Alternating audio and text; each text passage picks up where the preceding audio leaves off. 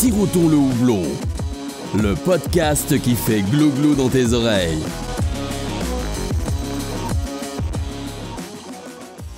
Salut à tous, c'est Alexandre pour le podcast Sirotons le houblon. On se retrouve aujourd'hui pour un nouvel épisode. Aujourd'hui, je vais à la rencontre d'Antoine Porcher. Antoine, tu es le directeur général du groupe VNB. Oui, tout à fait. Et bonjour Antoine déjà. Bonjour à toi. Alors avant de débuter l'épisode, je voulais juste quand même moi préciser quelque chose, c'est que techniquement je suis ton employé puisque je travaille pour VNB et je voulais juste préciser que cet épisode il est fait à mon initiative, je t'ai fait la demande, il n'y a pas d'épisode sponsorisé ou je ne sais quoi pour mettre en avant VNB. Ça fait bientôt 2 ans que je suis dans l'entreprise. Une entreprise que je connaissais assez peu avant d'arriver, parce qu'en région parisienne, on en parlera peut-être un peu plus tard, le groupe n'est pas encore spécialement développé ou pas tant que ça. Donc je ne connaissais pas tant que ça VNB avant d'arriver. J'en entendais un peu parler par le prisme des beer geeks qui sont parfois assez critiques. Et en fait, en rejoignant l'entreprise, j'ai découvert une super entreprise avec un cadre de travail qui est top et une super ambiance. Et pour moi, ça me tenait à cœur de faire un épisode avec toi et de parler un peu de VNB, de comment ça s'est construit et de tout ce qu'il y a autour. Donc, comme je le disais, toi, tu es directeur général de VNB depuis quelques années maintenant. Ça fait quoi, depuis 2016 ? Depuis 2016, t'as raison, c'est ça, début 2016. J'ai pris des notes. Mais pour commencer, est-ce que tu peux te présenter ? Alors, Antoine Porcher, 39 ans, bientôt 40 ans, 2 enfants, voilà. Sartois, mais adopté par les Mayennais depuis une trentaine d'années. Que dire de moi, mon parcours en 2 mots ? Ouais. Je vais essayer d'être court parce que, mine de rien, il est assez long dans les débuts. Alors, moi, comment j'ai atterri finalement dans le vin et la bière, si je puis dire comme ça, j'ai donc commencé à travailler dans une cave à vin qui appartenait du coup à l'un des fondateurs, Jean-Pierre Derouet. Et dans cette cave à vin, à l'époque, j'avais seulement 16 ans. Et je remplissais les cubis de vrac des personnes du coup qui venaient chercher du vin pour le mettre en bouteille chez eux. Voilà. Donc j'étais un peu le pompiste du vin. Voilà, un métier, en tout cas une mission assez simple à 16 ans, qui donnait un petit peu d'aide finalement aux cavistes de l'époque. Et finalement, je me suis pris de passion pour le vin. J'écoutais le caviste vendre des belles bouteilles. Et c'est là où je me suis dit, tiens, c'est plutôt pas mal. Le produit a commencé à m'intéresser. Alors on va dire autour de 17 ans, je commence à déguster et voilà, j'y ai trouvé un intérêt et du coup, ne sachant pas quoi faire à l'époque et n'ayant pas trop d'attrait pour les études, c'était pas trop mon fort, j'avais pas envie, j'aimais pas ça. Donc je suis parti dans une école apprendre du coup la viticulture et l'œnologie. Voilà. Donc je suis parti à Saumur, enfin Montreuil-Bellay, à côté de Saumur, donc voilà, dans les vins de Loire, et j'ai appris donc la vinification, la production de la vigne, voilà, pendant 4 ans, donc BEP, Bac Pro. Voilà, donc c'est ça qui m'a amené finalement à connaître le vin. Et en parallèle, en 2001, du coup, j'avais 18 ans, et le premier VNB ouvre ses portes à Château-Gontier, avec l'un des 2 fondateurs, qui était donc Jean-Pierre Derouet, que je connaissais depuis l'époque de la cave à vin où j'étais. Ouais. Donc j'ai intégré VNB en extra au bar. Voilà. Okay. Je vendais plus seulement que du vin, mais j'ai appris la bière sur le terrain avec VNB, avec le service au bar, et puis après, bien sûr, la vente en magasin. Donc j'ai fait ça en parallèle de mes études. Voilà. Hop, j'allais chez VNB le week-end en rentrant, parce que j'étais en internat à Montreuil-Bellay. Et hop, je venais chez VNB le week-end et je servais des bières et je vendais. Et du coup, les responsables de l'époque des VNB m'aimaient bien parce que je connaissais bien le vin, du coup. Ouais. Et on va dire que c'est le produit le plus compliqué à maîtriser chez VNB. Donc voilà, donc j'étais plutôt assez crédible à leurs yeux pour pouvoir faire de la vente et être à leur côté. Donc j'ai fait ça. Et après, BTS à Bordeaux, on ouvre un VNB à Mérignac. Je continue à avoir, en parallèle de mes études, le pied chez VNB. Et 2006, fin de BTS. Et c'est là où je me dis, qu'est-ce que je vais faire maintenant ? Donc, VNB, j'en étais tombé un petit peu dedans, tout jeune, et tombé amoureux de l'aventure, de la clientèle, du concept. de tout ce qu'on faisait déjà à l'époque et qu'on fait aujourd'hui. Voilà, je me suis vraiment piqué à cet ADN, à cette ambiance-là.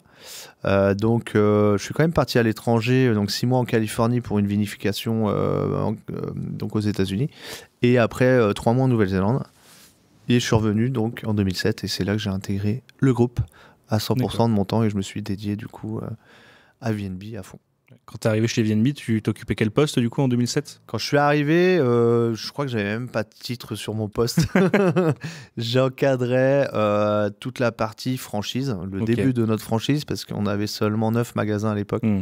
Ouais, du coup, j'imagine 5 à la boîte. C'était du coup potentiellement un peu moins structuré, il y a peut-être moins de postes qu'actuellement. C'était pas du tout structuré. Plus couteau suisse. Voilà, j'étais vraiment couteau suisse, j'étais dans la polyvalence, mais mon rôle était vraiment d'accompagner les premiers franchisés, apporter mon expérience, parce que voilà, j'avais une certaine expérience avec le fait que j'étais dans les VNB en extra au bar, enfin voilà, j'ai vu grandir VNB, donc voilà, j'apportais mon expérience.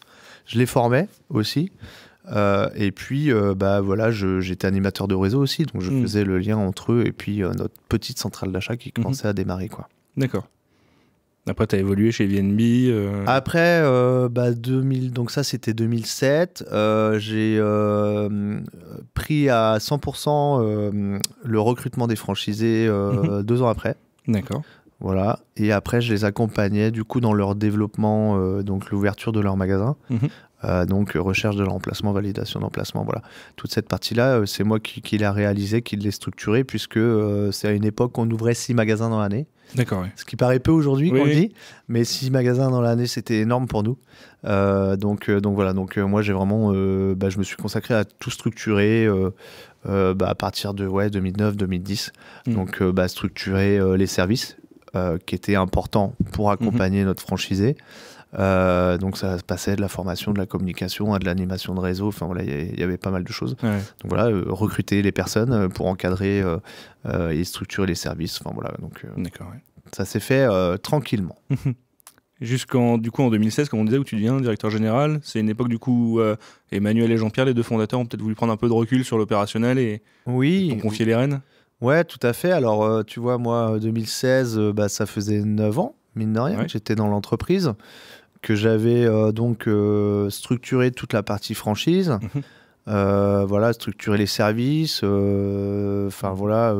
recruter les personnes qui avaient aussi pris des responsabilités dans leur service.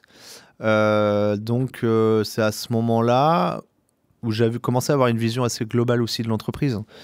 C'est à ce moment-là où effectivement j'ai fait un appel du pied à Emmanuel et Jean-Pierre en leur disant bon les gars, je pense que c'est le moment aussi, on le sentait, où fallait qu'il y ait une personne qui soit dans le management un peu opérationnel.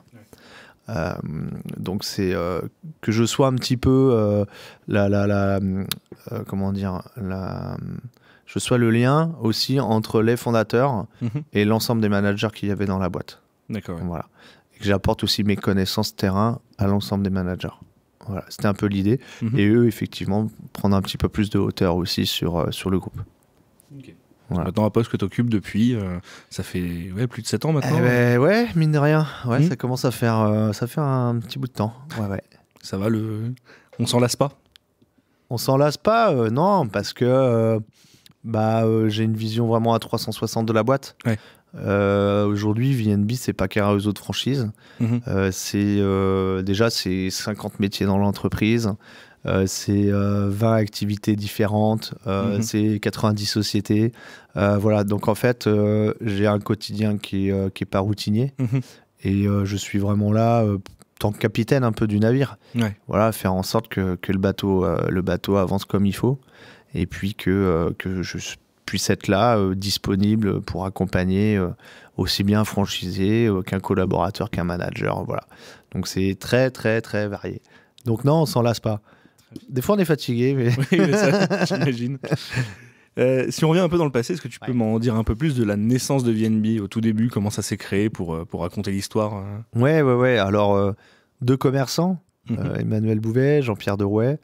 C'est vrai que ça fait un peu storytelling en se disant putain mais ils l'ont construit, enfin ils l'ont écrit exprès, le truc c'est pas possible que ce soit passé comme ça. Donc j'aime bien le dire, mais non, ce que je vais raconter est vrai quoi. Donc Emmanuel Bouvet bah, lui avait commencé à ouvrir une petite cave à bière spéciale, du coup, sur la ville de Laval. D'accord, et là on était encore en 1994. Là, en 1994. 14, ah oui. Voilà, 1994. Donc Manu, il avait 21 ans à l'époque. Donc tout jeune, cave à bière spéciale, que de la bière allemande à l'époque. 50 centilitres, bouteille consignée, caisse consignée, voilà. Et du coup, compliqué de vendre de la bière allemande à cette époque-là. Du coup, ce qu'il a fait, Manu, il a pris une licence débit de boisson 2 qui lui a permis de vendre de la bière au comptoir. Donc, il avait créé un petit comptoir dans son petit entrepôt. C'était tout petit, ça faisait 30-40 mètres carrés. Il a fait un comptoir et il faisait du coup payer la bière au comptoir et ça permettait aux gens de les boire et de les déguster surtout. Et de se dire, ah, c'est quand même bon ça. Ça change. À l'époque, voilà, c'était les bières, les grandes marques de bière qui avaient le monopole en grande surface. Et là, les gens, voilà, ils se sont dit, waouh, c'est vachement bon et tout. Et du coup, en fait, ce qu'il a réussi à créer, c'est que les gens ont pu découvrir des nouvelles saveurs de bière spéciales, mais aussi le concept d'afterwork. Eh oui, c'est là où les gens se sont retrouvés ensemble en extérieur de ville pour boire un coup. Eh ouais, le truc tout con. Ouais. Du coup, il déménage 2 ans après pour prendre un local un peu plus grand, 250 mètres carrés. Et il rencontre Jean-Pierre Derouet, qui du coup avait créé la cave du Jeanneteuil dans laquelle j'ai travaillé à Château-Gontier, qui était une cave à vin classique. Donc vente de vin en vrac, de bibes et puis de bouteilles. Et du coup, Jean-Pierre a ouvert en 96 sa deuxième cave à vin à Laval. Il s'est retrouvé à 500 mètres à vol d'oiseau de la cave à bière de Manu. Voilà. D'accord, ouais. Donc ils se sont rencontrés en tant que commerçants. Voilà. Commerçants non concurrents, un faisait de la bière, l'autre faisait du vin. Donc ça marchait bien pour eux. Forcément, oui. Voilà. Et du coup, ça a plutôt bien matché entre les deux.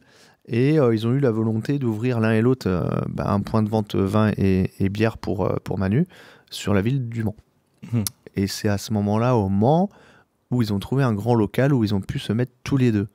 Et il y avait vraiment leurs 2 enseignes. Tu rentrais, il y avait une porte commune, un petit hall commun. Et soit tu allais à gauche, tu allais donc acheter de la bière spéciale, soit tu allais à droite et tu allais acheter du vin. Voilà. Et ça restait quand même dans le même bâtiment, 2 caves séparées. Voilà, dans le même bâtiment. Partager un bâtiment, une entrée. Ouais. Exactement, c'était ça. Et ça, c'était en 1998. Ok.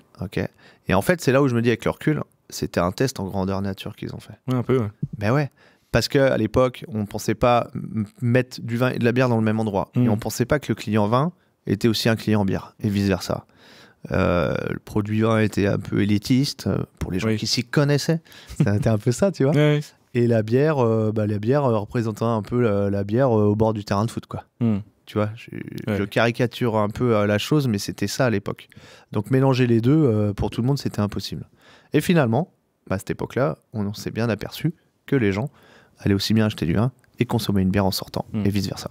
Voilà. Ils ont vu, en fait, leur clientèle s'échanger, passer d'un magasin à l'autre. Exactement, chose qu'on n'aurait pas imaginée. Et du coup, c'était un test en grandeur nature, en fait. Et du coup, 3 ans après ça, l'idée qu'ils ont eue, c'est de créer, dans le même bâtiment, rassembler la gamme vin, bière, spiritueux, et le concept de cave, avec un bar en même temps. Voilà. C'est comme ça qu'est né VNB, du coup. Et comme ça qu'est né VNB. Voilà. Tout simplement. C'est vrai que quand tu dis comme ça, en fait, l'histoire, elle paraît presque romancée. Oui. Mais en fait, non. Moi, Jean-Pierre et Manu, on les côtoie encore tous les jours dans l'entreprise. C'est des personnages qui existent bel et bien. Voilà, qui existent bel et bien, qui étaient commerçants, des hommes de terrain. Ouais. Et c'est ça aussi qui a fait la réussite de VNB, c'est que tout est venu par le terrain. C'est pas des mecs qui étaient dans un bureau à essayer de trouver l'idée la meilleure pour créer un concept le plus fou, machin. Tout s'est fait très naturellement. Et c'est ça VNB. C'est plein de choses qui se sont créées avec des échanges, avec des rencontres. Ouais. Et voilà, et on fait de belles choses derrière. Tu me fais une belle transition avec la question que j'avais préparée après, parce que le slogan de VNB, c'est partageur de bons moments. Ouais. Donc là, avec ce slogan, on comprend qu'il y a avant tout, pour lancer une VNB, l'envie de vendre un état d'esprit, une ambiance. Qu'est-ce que tu peux me dire du bon moment selon VNB? Qu'est-ce que c'est un bon moment? Un bon moment chez VNB, c'est déjà... alors, je vais reprendre un terme aussi de pas mal de clients qui disent VNB, c'est ma deuxième maison. Et je trouve que ça résume bien le truc. C'est un endroit où on se sent bien, en fait. Et les gens viennent chez nous déjà pour prendre une bouffée d'oxygène. pour venir entre potes, pour venir entre collègues, dans un endroit où c'est pas prise de tête, où tu vas pas te faire cataloguer. Et du coup, avec un lieu où on va rassembler tout style de gens, de clients, tout type d'âge, enfin voilà. Oui, Et c'est en vrai fait- que la clientèle VNB, elle est très très éclectique. Oui, ouais, tout à fait. Parce que l'accueil, le lieu, fait que les gens s'y sentent bien, en fait, tu vois.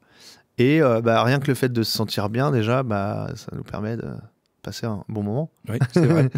Et qui plus est, autour d'un bon petit verre, voilà, et d'une bonne planche à partager. Voilà, donc effectivement, aujourd'hui, nous, notre slogan, partageur de bons moments, résume vraiment ce que les gens ressentent quand ils viennent chez nous.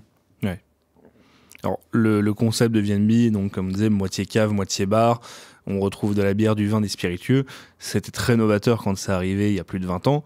Maintenant, il y a des concurrents qui sont installés, qui ont repris un concept très similaire. Toi, tu le vois comment? Est-ce que tu es un peu agacé de la concurrence qui du coup s'inspire, ou est-ce que tu le vois justement comme une flatterie de la réussite de VNB? Quand on a un bon concept, déjà, on peut jamais rester seul Oui. sur un marché. Donc ça prouve que déjà, on a un bon concept qui plaît. Voilà. Après, agacé, non. À partir du moment où tout ce qui est fait chez les autres reste sain. Maintenant, s'il y a des choses qui sont pas faites dans les règles de l'art, oui, ça peut m'agacer. Maintenant, à partir du moment où tout le monde est réglo sur tout et qu'on gère le business de la même manière, voilà, ça ne me dérange pas. Oui, en fait, cette démocratisation du concept de cave-bar, souvent en périphérie de ville, en concept after-work, au final, c'est, comme tu dis, c'est la preuve que VNB a mis le doigt sur quelque chose et a développé le bon concept. Tout à fait, ouais. Et puis, tu sais, moi, je préfère qu'on soit, qu'on soit, comment dire, j'arrive pas à trouver mon mot, tu vois, mais qu'on travaille ensemble pour porter plus le côté on met en avant des bières spéciales parce qu'ils sont principalement sur la bière. Oui, bien sûr. Voilà. Oui, c'est vrai que les concurrents sont plutôt orientés bière, en effet. Ouais, voilà, c'est ça. Et du coup, je préfère que on soit plus à dire, voilà, on met des bières en avant, on fait découvrir des choses. Venez acheter vos produits chez des cavistes de proximité, parce qu'on est tous finalement des caves, avec un bar, mais on est des caves avant tout. Et venez chez nous. Plutôt que d'aller chez les gros mastodontes de grande distribution. Voilà. Moi, c'est plus ça que je préfère qu'on mette en avant. Tu vois. Alors aujourd'hui, VNB, c'est un peu plus de 250 magasins. J'ai plus le chiffre exact en tête. 261. Ouais, 261, même plus de 260 du coup. Est-ce que tu penses qu'on n'est pas, du coup, nous, maintenant, à notre tour, vu comme le... Tu vois, je dis nous, en plus, je m'intègre. mais vu comme le mastodonte... Alors, en tout cas, peut-être par certains clients. Alors, on pourrait avoir cette image-là si on avait des franchisés qui faisaient pas bien le boulot dans leur ville.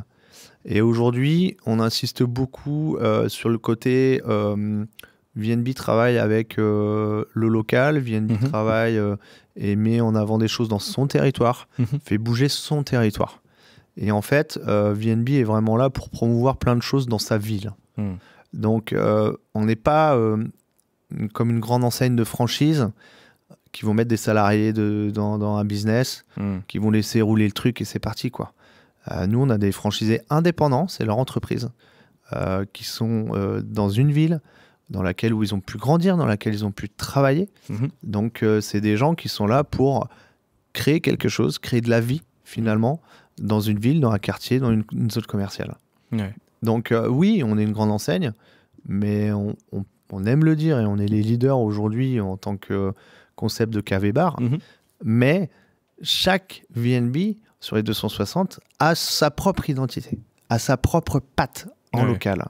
Et c'est ça qui est important. Mais c'est vrai qu'au final, quand tu vas dans un VNB, tu vas retrouver à chaque fois le même concept, tu vas retrouver les grands codes, mais chaque VNB va avoir un peu sa manière de faire, son maillage local sur les produits proposés, sur les brasseries avec qui ils vont travailler en direct, parce que bon, après, sans rentrer dans les détails, en effet, chacun reste libre de gérer une partie de ses achats en direct pour mettre en avant des producteurs locaux, brasseries, vignerons et ainsi de suite. Tout à fait, c'est ça. Alors, je reviens un peu sur le slogan de VNB. Alors, on a parlé du partageur de bons moments, qui est celui qu'on révèle un peu au grand public, qui est celui qui caractérise VNB. Après, nous, de notre côté, en tant qu'employés, on connaît quelques autres piliers de l'entreprise. Et il y a un autre leitmotiv qui, moi, me plaît bien, c'est le « oser, oser ». Qu'est-ce que ça dit de l'état d'esprit de VNB? Oser, oser, donc fait partie effectivement de nos valeurs. C'est une des 4 valeurs. Oser, c'est quelque chose qui nous parle parce que depuis le début, fallait oser. Manu a pu oser importer, essayer de vendre de la bière allemande consignée dans les années 90. Ils ont osé mettre un bar dans une cave. Ils ont osé réunir des produits. Et tout au long de la vie de VNB, et ça fait 22 ans aujourd'hui, on a osé faire plein de choses. On a osé rêver à avoir 100 points de vente un jour. Et aujourd'hui, c'est 261. Et en fait, on ne s'interdit rien chez VNB. Et c'est ça aussi qu'on transmet à l'ensemble de nos collaborateurs, de nos franchisés. C'est si vous avez une idée, osez. Ouais. Osez mettre en place votre idée. Vous perdez rien à essayer d'oser quelque chose qui peut faire de grandes choses demain. C'est vrai. Et donc, ouais, tu disais, ça fait partie de 4 valeurs. Après, il y en a d'autres. Et je trouve que ça fait aussi un peu écho à une autre des valeurs qui est de cultiver la grinta. Ouais. Je pense que c'est un truc que tu as un peu apporté aussi, la grinta. La grinta, ça te tient à cœur. La grinta, c'est quelque chose qui compte beaucoup chez nous parce que c'est la niaque, c'est de ne rien lâcher, même dans la difficulté. C'est ça la grinta en fait. La grinta, même des fois quand c'est dans la douleur, mais t'y vas et tu lâches rien. Et ça fait partie de nous parce que dans les débuts de VNB et même aujourd'hui, on peut avoir des bâtons dans les roues. Au début, moi je me rappelle, en développement du réseau, j'étais pris pour un naze de dire j'ouvre une cave et un bar dans une zone commerciale. Les mecs ils nous prenaient pour des fous quoi. Et il nous fallait cette grinta, d'insister, d'oser, de rien lâcher, de convaincre des gens pour dire allez, il faut qu'ils croient en moi, il faut qu'on y arrive. Ouais. Donc ça fait vraiment partie de nous quoi. Et la grinta, je pense qu'on essaye de le cultiver tous les jours avec tout notre écosystème. Salut, je fais une petite pause dans ce podcast pour te dire que si tu aimes ce que je fais, tu peux toujours aller noter l'épisode et le podcast sur Apple Podcast ou toute application de podcast. 5 étoiles et un petit commentaire, ça fait toujours plaisir. Et si vraiment t'aimes beaucoup et que tu veux nous soutenir, on est sur Patreon, patreon.com/siroton le houblon. Tu peux faire des dons avec plusieurs paliers et pour certains paliers des contreparties, mug, t-shirt, sweat, voilà. Et sinon, on est aussi maintenant sur Utip, donc Utip Siroton le houblon. Merci pour l'écoute et à bientôt. Dans un VNB où la convivialité du coup est énormément mise en avant via ce qu'on disait jusqu'à maintenant, le partageur de bonbons et ainsi de suite, quelle est la place pour le produit? Quelle est la place pour le produit? Ouais. Alors déjà, je pense que la convivialité, elle est intéressante quand tu bois un bon produit. Parce que, je sais pas, ça nous est tous arrivé peut-être qu'on nous offre quelque chose qu'on n'aime pas spécialement en boire, tu vois la convivialité complètement différemment. Donc voilà, alors le produit a été important depuis nos débuts chez nous. Et on a toujours été très intransigeant sur le côté qualitatif du produit. N'importe quel univers que ce soit. Les grandes marques de distribution, on les faisait pas. Les grandes marques de bière qui étaient distribuées en grande distribution, on n'en a jamais fait. Voilà. En fait, on s'est interdit beaucoup de choses pour vraiment mettre le produit au centre de VNB et un produit surtout qualitatif. Voilà. Donc ça, c'est aussi dans notre ADN depuis le début. D'ailleurs, en parlant produit, si le nom VNB signifie vin et bière, il y a aussi une grande part qui a été faite aux spiritueux. Oui. Je pense qu'une part qui a grossi aussi pas mal et qui est assez importante maintenant, aussi bien en termes de linéaire de produits que de chiffre d'affaires. Tu le vois comment l'évolution du marché au fil des années? Parce que là, je te parle des spiritueux qui ont aussi pris de la place, mais il y a aussi, pour le coup, la bière craft qui s'est ajoutée au fur et à mesure. Tous ces univers, vin, bière, spiritueux, ont évolué au fur des années. En plus de 20 ans, comment VNB a vu ça et comment VNB a su s'adapter? Alors moi, je pense que... Alors, j'ose le dire, mais je pense qu'on a joué, nous, VNB, dans l'essor de la bière spéciale en France. Les portes d'entrée étaient effectivement avec la bière allemande, la bière belge, ensuite. Oui, parce que c'est vrai que maintenant, s'il y a des gens qui nous écoutent qui sont peut-être un peu plus jeunes, qui n'ont pas connu le marché à cette époque-là, la bière au début des années 2000, c'est vrai qu'à part les bières de grands faiseurs industriels qu'on trouve en grande surface, les bières belges par exemple, qu'on maintenant on trouve plutôt assez facilement, elles n'étaient pas aussi démocratisées à cette époque-là, et la bière allemande, on la connaissait quasiment pas en France. Ah bah non. Nous, la bière belge et la bière allemande, pendant au moins une dizaine d'années, on était les seuls, mais vraiment les seuls. Tu pouvais aller dans un supermarché à côté de chez toi, tu n'en avais pas pendant au moins 10 ans. Vers 2010, 2012, ça a dû arriver vers 2012, 2013, et à partir de 2015, là, on a senti vraiment que ça venait. Donc nous, en fait, on a fait évoluer aussi au fil des années notre offre. Tu disais tout à l'heure, vin et bière, VNB. Oui. Ouais, le S, il n'était pas mis parce que le S représentait pas beaucoup à l'époque. Oui. Moi, si je me rappelle un peu, au VNB de Château-Gontier, on devait avoir une armoire, on devait avoir 50 références de spiritueux. Aujourd'hui, c'est 600 à 700 références par magasin. Ouais. C'est voilà. colossal. Donc, mais on a su s'adapter à chaque fois à l'évolution du marché et de la demande des consommateurs. Tu vois. Et ça a été le cas effectivement sur la bière. Où on a travaillé la bière allemande et la bière belge pendant des années et on a vu arriver effectivement l'effervescence des bières spéciales, mais plutôt craft, plutôt artisanales, françaises ou étrangères. D'ailleurs, on a eu un léger retard chez VNB là-dessus. On a eu peut-être une petite année et demie de retard par rapport au marché qui commençait déjà à bouger. Mais aujourd'hui, je pense qu'on a plutôt bien rattrapé notre retard. Et ouais, mais c'était pas simple. Il a fallu aussi, à cette époque, faire comprendre aux clients ce qu'était une bière craft et pourquoi on la buvait dans une canette, quoi. Oui, oui, bien sûr. Et oui.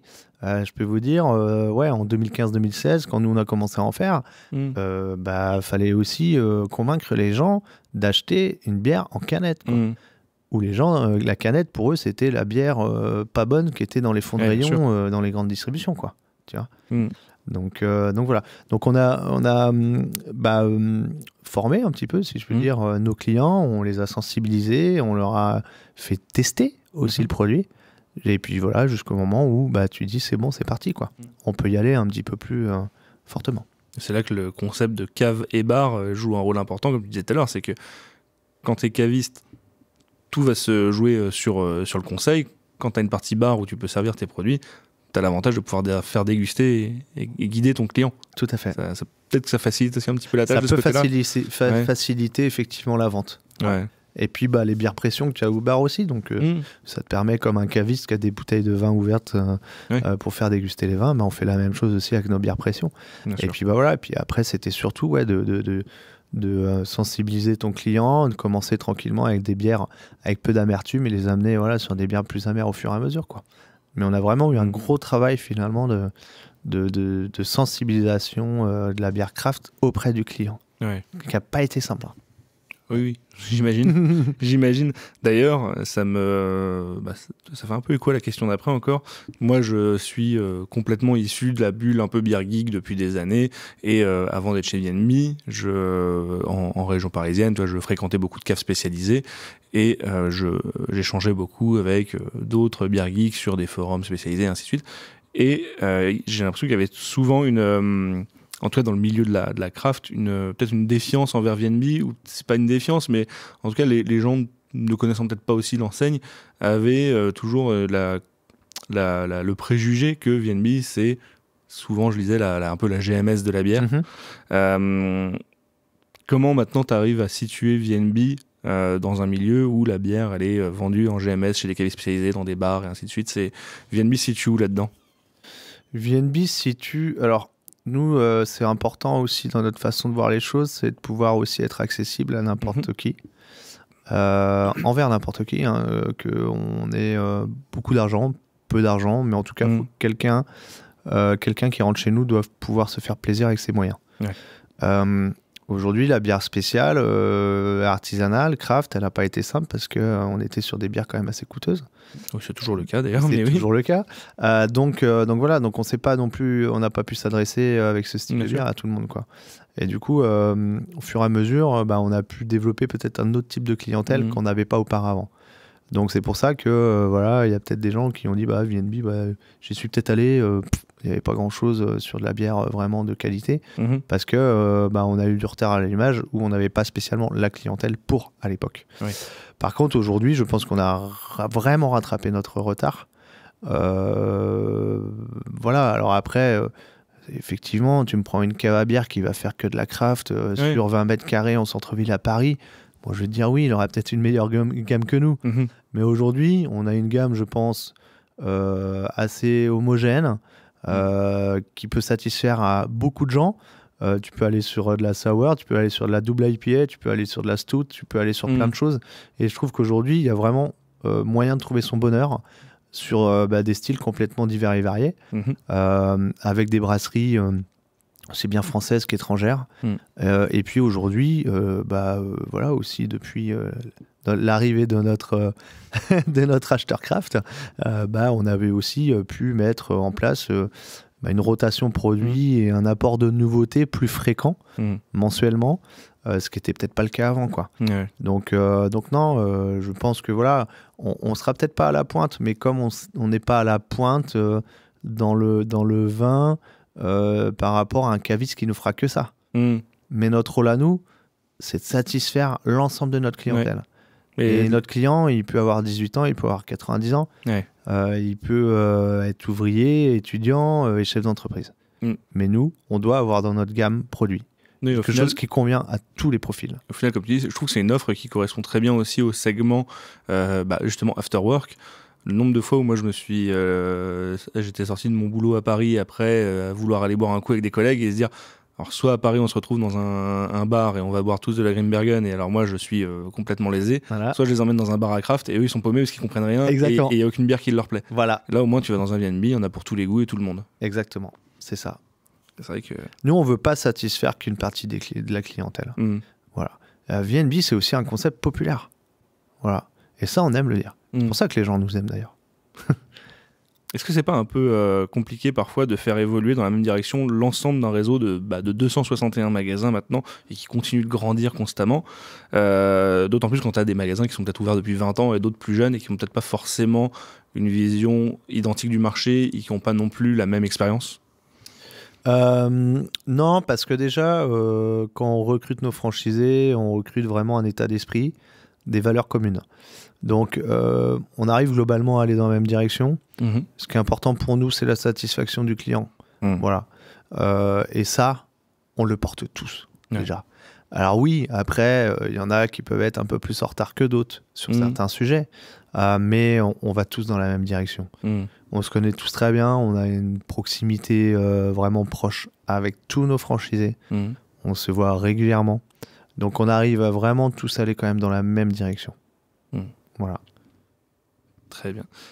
Et j'ai un peu ciblé tout ça autour de l'activité cave-bar et produits. Et j'avais noté une dernière question qui est assez vaste, mine de rien. C'est que si on s'éloigne de tout ce qui est cette activité bière, vin, spiritueux, au final, VNB, il y a encore beaucoup de choses derrière. Peut-être pas forcément aussi visible du grand public. Et il y a quelque chose qui est quand même plus visible que les autres parmi tout ça, c'est le VNB Fest. Oui. Comment, quand on est une franchise de cave-bar, on se lance à faire un festival musical sur 3 jours qui réunit 90 000 personnes? Bon, faut être complètement taré pour se lancer dans un truc comme ça. Mais voilà, c'est nous, ça. C'est nous. On aime les défis, on aime le challenge, on aime créer des choses. On aime oser, comme on le dit. Et cette idée, c'était de se dire, voilà, aujourd'hui, quand nos clients viennent chez VNB côté bar, voilà, on fait plaisir à 200 clients. Comment faire la grande fête nationale des VNBistes. Voilà, mais et dans un VNB, t'aimes quoi? T'aimes parce qu'il y a le produit. Donc on voulait aussi rassembler le produit à consommer sur place. T'écoutes de la musique chez VNB. À un moment donné, voilà, la musique est la plus forte, tu t'ambiances. Et voilà, et donc rassembler tout le monde autour de la musique, du bon produit. à un rassemblement XXL, Mhm. eh ben, c'est un festival. Donc on a dit, bah banco, quoi. On crée notre festival. Mm. Et puis on voit ce que ça donne, quoi. Ouais, et ça a plutôt bien marché, puisqu'on a eu alors une première édition qui a eu lieu en 2019, 2019, Ouais, 2019. et qui malheureusement n'a pas vu d'édition suivre avec le Covid Ouais, avant avant 2022. 2022, c'est ça. donc la deuxième édition. Et là, une troisième édition qui arrive donc là en août 2023. C'est ça. C'est ça. Ouais. Donc, ouais, première édition très réussie parce que voilà, on partait vraiment d'une feuille blanche, on n'avait aucune expérience dans le milieu festivalier et on avait déjà attiré 40 000 personnes, avec le village compris sur 2 jours. Donc, c'était déjà une belle performance pour nous. Et puis, des retours festivaliers et des artistes déjà qui étaient hyper conquis. Mhm. Et effectivement, 2 années d'annulation avec le Covid et 2022, du coup, l'année dernière, où là, on a fait donc x3 en termes de public. Et puis, bon, voilà, pareil, une très belle édition, beau temps, bon produit, un bar à craft sur place avec 35 bières différentes. Donc voilà, essayer de me trouver un festival en France qui arrive à avoir 35 crafts différentes. Je pense qu'on est les seuls aujourd'hui. Donc voilà, donc il y a moyen là aussi de se faire plaisir entre potes, mais voilà, autour d'une bonne bière avec de la bonne musique. Voilà. Donc 2023 c'est reparti, voilà, on commence à annoncer les têtes d'affiche et on attend voilà, à peu près le même nombre de personnes, 120 130 000 festivaliers. Ouais. Voilà. Ouais, c'est colossal, ça fait allez, x7, x8 pour la population de Château-Gontier sur un week-end. C'est... x10. Ouais, x10, ouais, carrément. Oui, x10. Ouais. x10, ouais. Ouais. Donc non, on est très contents. Et puis voilà, à partir du moment, encore une fois, nous, ce qu'on aime, c'est faire kiffer les gens, quoi. C'est tout. On se prend pas la tête. Voilà. Si on a une idée, on se dit, oh putain, ça va faire kiffer notre public, notre clientèle. Voilà, les gens, ils vont passer un moment cool. On a besoin de ça aujourd'hui. Nous, on prône tout ça, tout ce côté positif des choses. Je pense que voilà, en plus avec le Covid, ce qui nous est arrivé, nous, on est là pour donner de la joie. On vend du plaisir aux gens. Ouais. Ça, on le dit souvent, tu vois. On vend pas un produit, on vend pas une bière. On vend déjà avant tout un plaisir. On vend un moment. Et les gens ont besoin de ça. Les gens ont besoin de se sentir à un moment ailleurs, de décrocher le cerveau des problèmes qu'on a aujourd'hui autour de nous. Et le VNB Fest, c'en est l'illustration. Les gens nous ont dit, mais on était ailleurs pendant un week-end. Parce qu'on a des décors, parce qu'ils se sont sentis dans une vraie ambiance. Ils ne pensaient même plus être en France, à Château-Gontier. Tu vois, c'est ça. Ouais. Et quand on arrive à transporter les gens presque dans un rêve, ça fait du bien aujourd'hui. C'est sûr. Voilà. Oui, d'ailleurs, pour rebondir un peu sur le Covid, on a remarqué aussi à la réouverture des bars que on avait une clientèle assez fidèle chez VNB, que les gens attendaient en fait de revenir passer des bons moments chez VNB, parce que la reprise a été plutôt bonne. Ouais, la reprise a été bonne. Alors pas si intense que ça dans les débuts. Oui. Voilà. Chaotique parce que finalement, aussi. Tu t'es rendu compte que les gens ils avaient presque perdu un peu l'habitude, tu vois. Oui. Voilà. C'est vrai. Donc, mais par contre, non, plutôt bien reparti après l'été dernier en tout cas. Là, on a ressenti cette envie de la part de la clientèle de ressortir, de se retrouver, de sortir de chez soi aussi. Bien sûr. Voilà, et de pouvoir passer un bon moment autour d'une bière. Je pense que on peut pas se priver de ces moments-là quand tu peux avoir une bière à 3 € au bar. Oui, bien sûr. Tu vois. Ouais. Je pense qu'on peut se priver de beaucoup de choses, mais passer un bon moment avec ses amis pendant 1 heure ou 2 et pouvoir dépenser même que 3 ou 6 €, si j'en prends 2, je pense que tout le monde est prêt à le faire. Bien sûr. Et je pense qu'on n'est pas prêt à rogner là-dessus. Peut-être sur beaucoup d'autres choses. Mais ça, non. Ce petit plaisir, il est important pour tous. Ouais. Super. Moi, j'avais fait un peu le tour de ce que j'avais préparé. Je sais pas si toi, tu avais quelque chose que tu voulais mettre en avant en plus sur VNB. Il y a plein de choses à dire. Ouais, il y a plein de choses à dire. On pourrait pas passer 4 heures, une journée, une semaine ensemble à parler plein de choses. Non, moi, ce que j'aime dire aussi, c'est que VNB... peut-être pour certaines personnes qui nous connaissaient moins, VNB, on n'est pas que une entreprise de distribution, on est aussi producteur. C'est vrai. Et ça, j'aime le dire. Alors, on est producteur dans le vin, déjà, et ça fait 25 ans, avec Jean-Pierre Derouet, du coup. Donc voilà, donc on a des vignobles dans le Bordelais, donc on cultive la vigne, on vinifie, on vend nos vins. Donc on est vraiment vigneron. VNB est vigneron, hein. C'est le V de vin, mais vigneron. Ouais. Voilà. Et ça, je trouve que c'est important de le dire. Et le B de bière, mais aussi brasseur. Ouais. Puisqu'on a notre brasserie artisanale qu'on a créée donc en 2019, la brasserie Moirdy.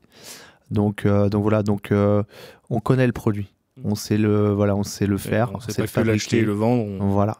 On n'est pas des charlatans qui vont prendre un produit à un endroit, qui vont le vendre. Voilà. Et du coup, on respecte aussi ce produit. Bien sûr. Voilà. Ça, c'est important. Voilà. Et puis, bon, après, il y a plein d'autres choses qu'on fait autour de ça. Mais non, après, je pense que le principal a été dit, en tout cas. Ouais. Oui, pour rester dans une durée acceptable aussi, comme tu disais, parce que je pense qu'il y a plein de choses qu'on aurait pu dire sinon. Et ben top. Merci beaucoup Antoine pour le temps que tu m'as accordé. Merci Alex. Et pour tous nos auditeurs, on se retrouve bientôt pour un prochain épisode. Allez, salut. Ciao.